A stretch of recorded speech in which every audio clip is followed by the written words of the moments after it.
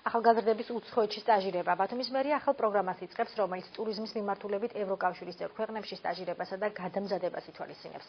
სტაჟირების მსურველებს 3000 ლარის ფარგლებში მგზავრობა, ვიზა და დაზღვრა დაუფინანსდებათ. მათ მერიაში იმ ორგანიზაციის მიერ გაცემული მოწვევაც უნდა წარადგინონ, სადაც სტაჟირების გავლა სურთ. საფუძვების მიღება 1 ოქტომბერს დაიწყება. პროგრამით 18-დან 35 წლამდე პროფესიული ან უმაღლესი განათლების მქონე 10 ახალგაზრდა ისარგებლებს. კონკრეტულად უნდა იყოს გაწერილი, ვთქვათ, როგორ შეიძლება გაუმარტივდეს სტაჟირების მსურველს ამ მოწვევის მიღება.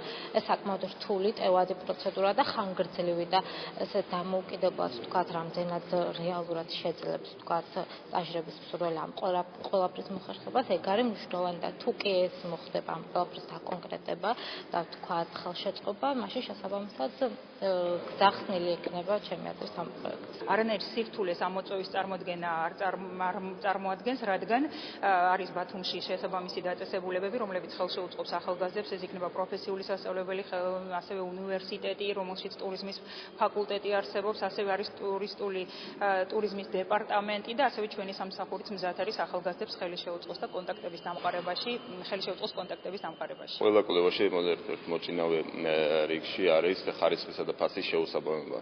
რა თქმა უნდა, ფასის რეგულაციაში სახელმწიფო ვერ ჩაერევა, საბაზრო ეკონომიკის მთავარი პრინციპი არის ეს. რაც შეეხება ხარისხის გაუმჯობესებას, სწორედ მსგავსი პროექტები, მსგავსი პროგრამები უწყობს ხარისხის გაუმჯობესებას და რა თქმა უნდა მიესალმება აჭარის ტურიზმის დეპარტამენტი და ხელს შეუწყობს მაქსიმალურად, რომ იყოს ასე ვთქვათ, კვალიფიციური ორგანიზაციებისგან იყოს მოწვევა გაკეთებული.